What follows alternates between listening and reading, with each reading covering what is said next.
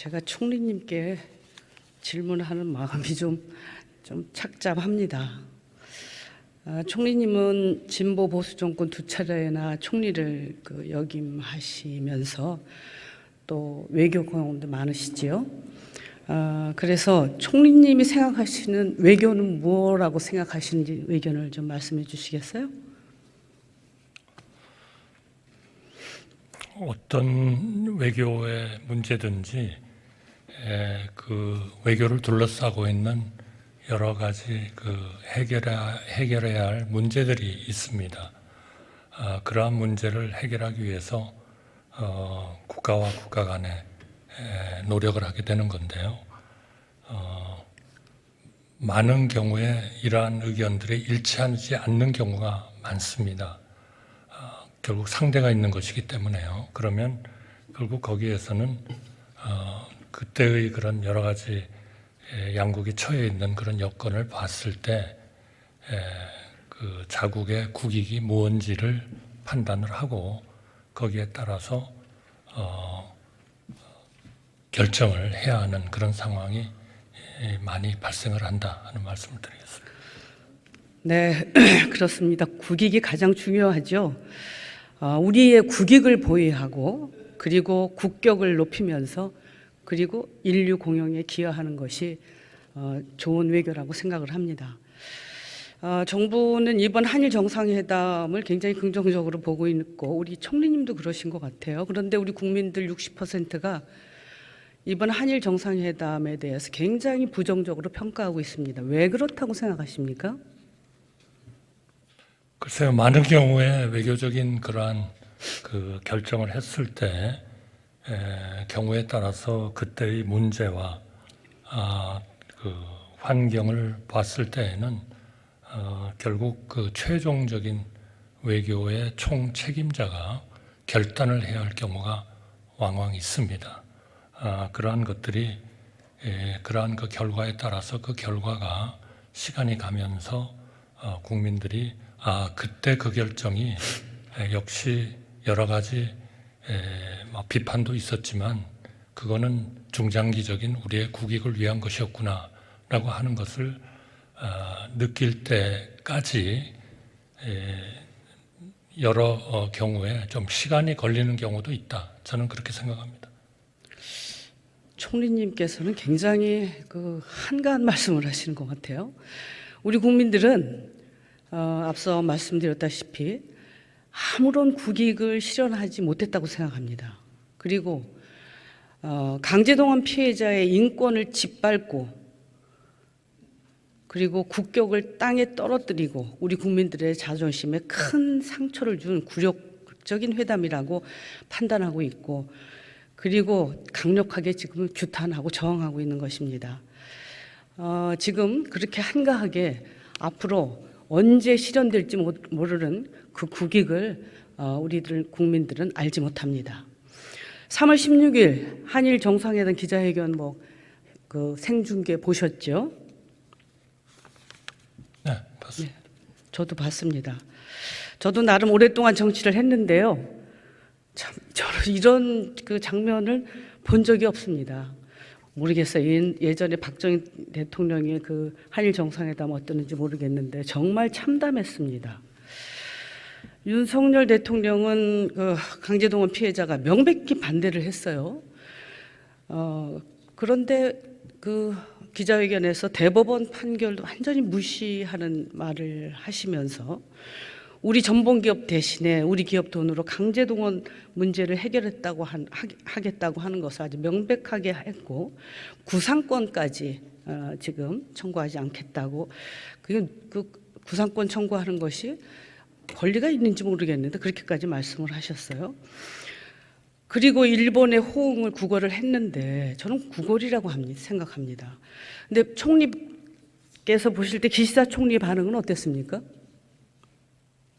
기시다 총리도 본인이 처한 그런 여러 가지 정치적인 환경이나 이런 차원에서 봤을 때에는 나름대로 그 한일 관계를 그 불행한 과거에 얽매이지 않고 미래를 향해서 나가야 되겠다 하는 그러한 아주 큰 하나의 그런 그 원칙에 저는 나름대로 호응을 했다 이렇게 생각합니다. 물론 앞으로도 더 하나하나의 사안들이 나아지는 한일 관계 하에서 이제 협의가 진행되어야 할 것들이 많이 있겠습니다만, 저는 지금 의원님께서 말씀하신 것처럼 대법원의 판결을 무시한 것도 아니고 또 자존심에 그러한 그 큰 상처를 뭐 입었다 해서 우리가 그것이 모든 국민들이 다 그렇게 마음의 상처를 입었다고 그렇게 또 생각하기도 저는 어렵다고 생각합니다.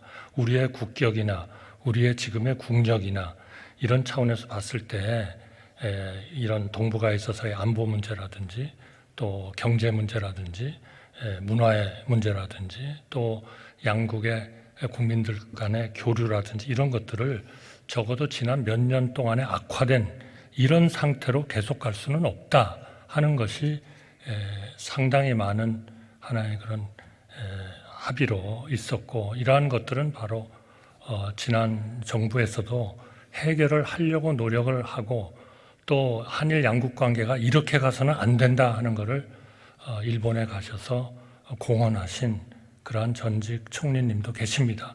그러한 문제의식 속에서 봤을 때 이번에 이러한 그 한일 간의 관계 정상화, 이거는 과거를, 그 불행한 과거보다는 더 앞으로 한일 간에 협력을 해가지고 한일 간의 관계를 정상화시키고 한국과 일본의 여러 가지 경제 문제라든지 안보 문제에 있어서 협력을 하고 또 국제적인 이러한 상황에서 기여를 해야 한다 하는 차원에서 봤을 때에는 저는 참 어려운 일이었지만 또 쉬운 일이 아니지만 대통령께서는 역사적인 새로운 장을 열었다.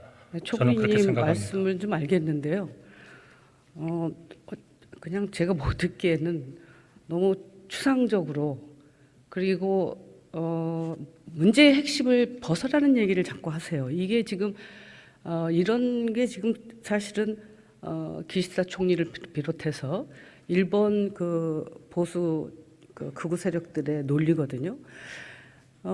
불행한 과거를 벗어나서 새로운 미래로 간다고 하는 것의 가장 핵심은 무엇입니까? 과거를 직시하고, 그렇죠? 그리고 그 과거 문제를 해결해야 되는 거 아니겠어요? 과거 문제의 해결은 통절한 반성과 사죄지요. 이것은 이미 이전에도 다 공감을 했던 부분인데 지금 기시다 총리 반응 보십시오. 한일 관계를 건전한 관계로 되돌리기 위한 노력으로 한국의 조치에 대해서 평가한다라고 자신들은 전혀 상관없는 남의 일이냐 하고 아주 얘기를 했습니다. 그리고 옛 한반도 출신 노동자 문제라고 얘기를 했어요. 이것은 아베 전 총리가 강제동원 사실을 부정하기 위해서 만들어낸 표현입니다. 이런 상황에서 미래로 나갈 수 있겠습니까?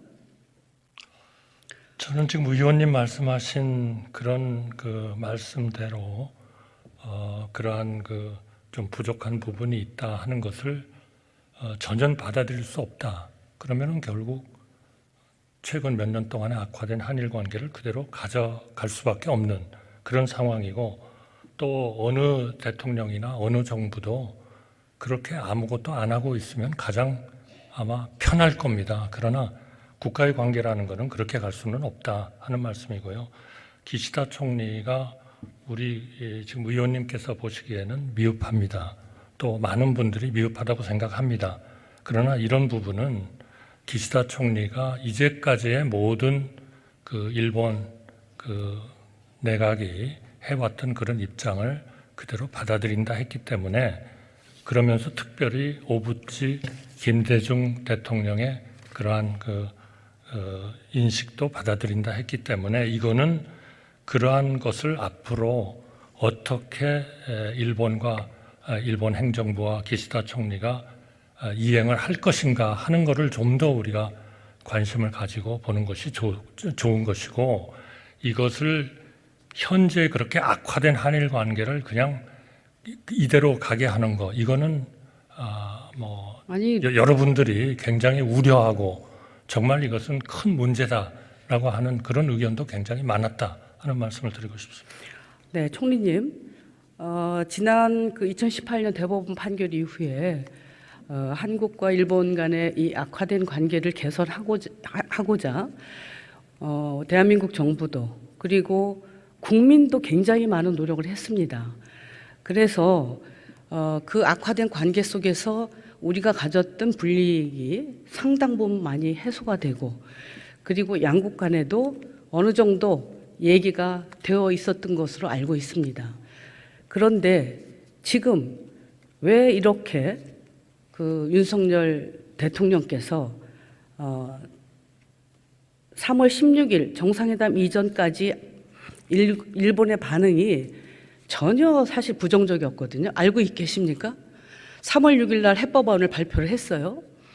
그리고 3월 16일 그 정상회담 있기까지 열흘 동안 지금 일본 일본 정부와 정계의 반응이 어땠는지 기억하고 계십니까?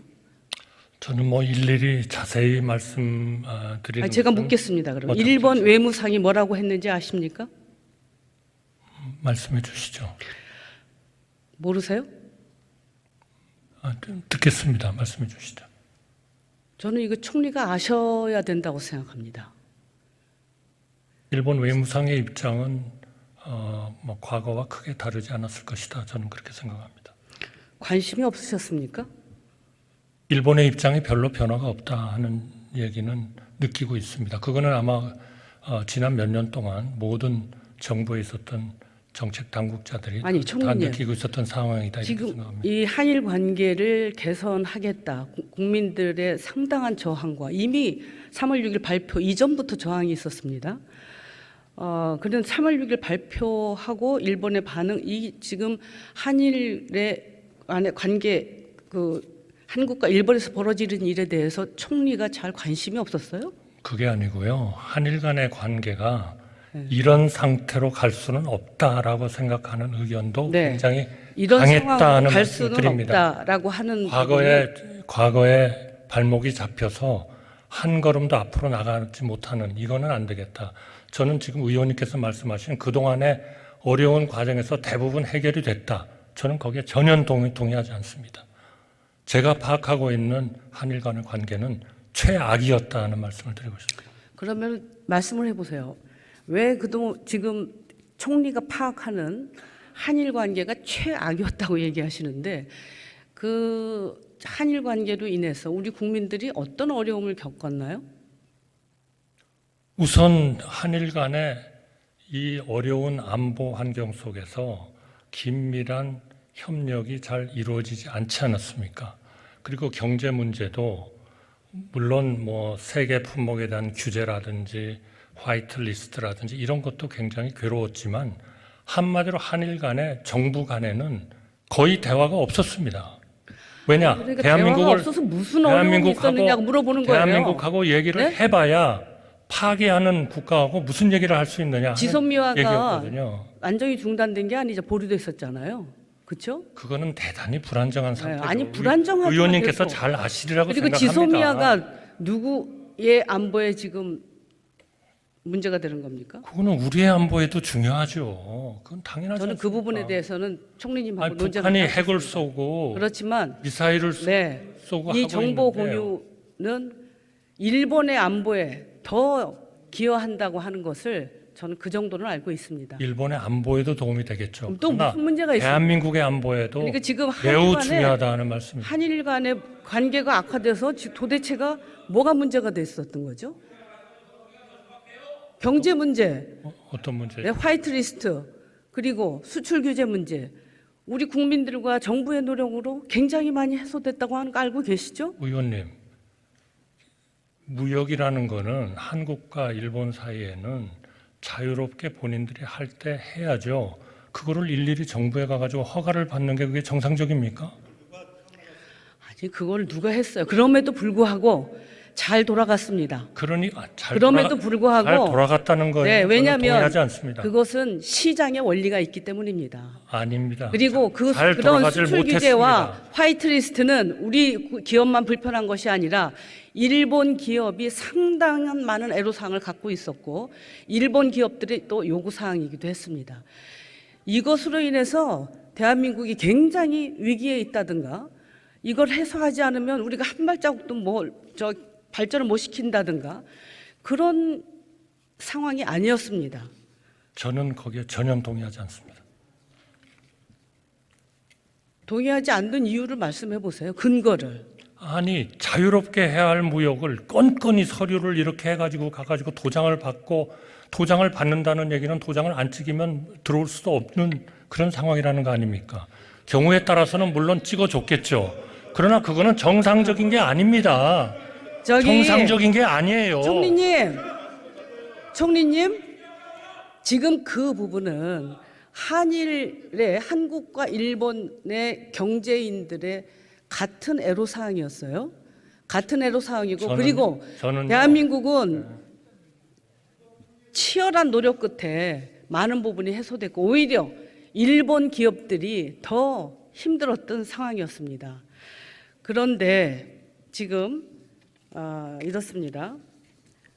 이번 정상회담이 저는 왜 이렇게 16일 날 이런 정상회담을 해야 되는지를 도저히 납득이 안 가는데 이거 보십시오. 공동 기자회견에서 윤석열 대통령이 이렇게 말씀하십니다.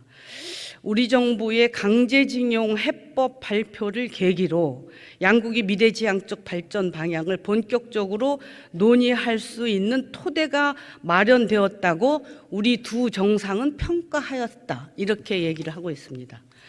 마치 지금 우리가 해법을 만들어 가서 숙제검사 받듯이 일본에게 평가를 받은 것입니다. 그리고 앞으로 잘 해보자고 한 것이 지금 이번 정상회담인데 이런 게 정상회담이 될 수 있습니까?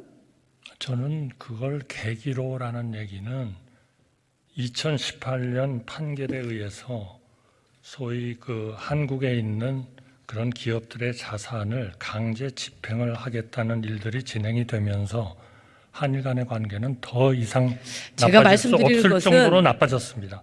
제가 말씀드린 그렇게 나빠졌기 때문에 그 도를 치우는 것을 계기로 해서 이걸로 끝난 것이 아니고 앞으로 양국 간의 국민들이 잘 교류하고 기업들도 더 많이 교류하고 또 정부 간에도 더 많이 미래지향적인 프로젝트를 논의하고 이런 것들을 계기로 이러한 그 도를 치운 것을 계기로 해가지고 앞으로 한일 간의 관계가 정말 서로 바람직한 그런 관계로 가도록 그렇게 해나가는 토대를 마련했다. 이런 말씀으로 이해를 저는 하고 있습니다.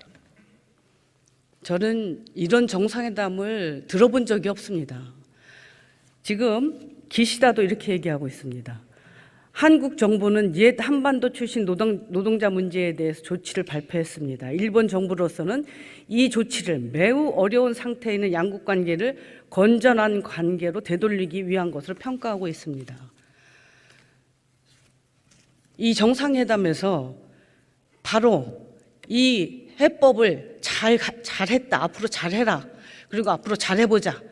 이런 얘기를 하는 정상회담을 염두에 두고 대통령이 일본을 가신 겁니다. 그런데 일본에서는 이 정상회담이 끝나고 의제도 없었다는 모든 얘기를 쏟아내기 시작했습니다.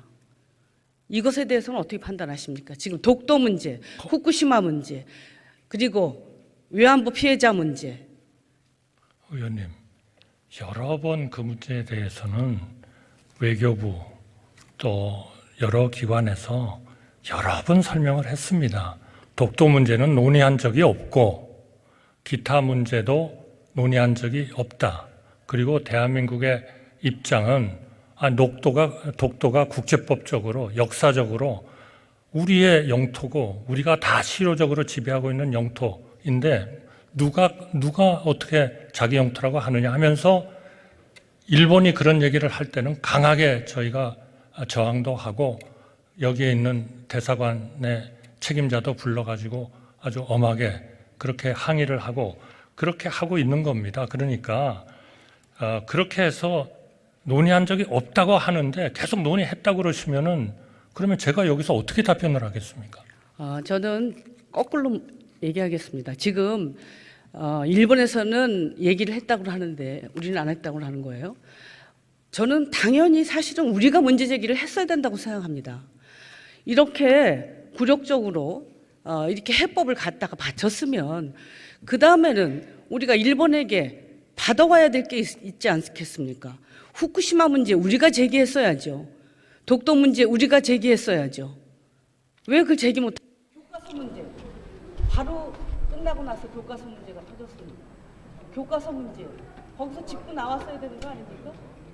그러한 문제가 발생을 하면 대한민국에서 엄하게 앞으로 항의하고 시정을 요구할 겁니다. 그러나 의원님 말씀대로 한 번의 회담을 통해서 모든 게 해결될 수는 없습니다.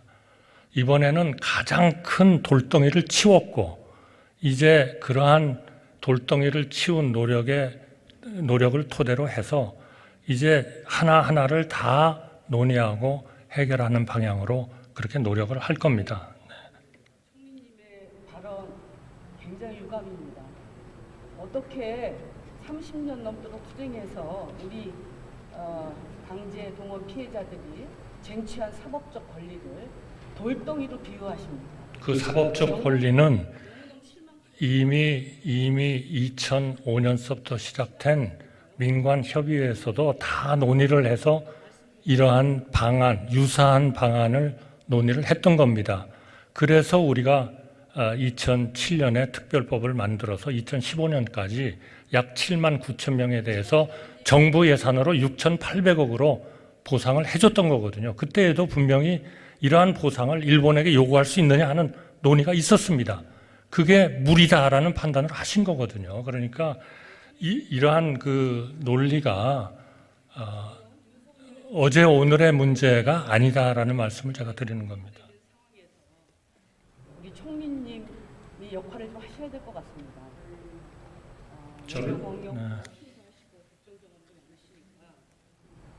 여러 가지 눈치 보지 마시고 어찌 보면 지금 당장 그만둬도 여한이 없을 만큼 많은 역할을 하시지 않았습니까? 눈치 보지 마시고 대통령님께 총리님의 소신을 소신껏 조언을 해서 더 이상 외교 참사가 발생하지 않도록 그렇게 노력해 주시기 바랍니다.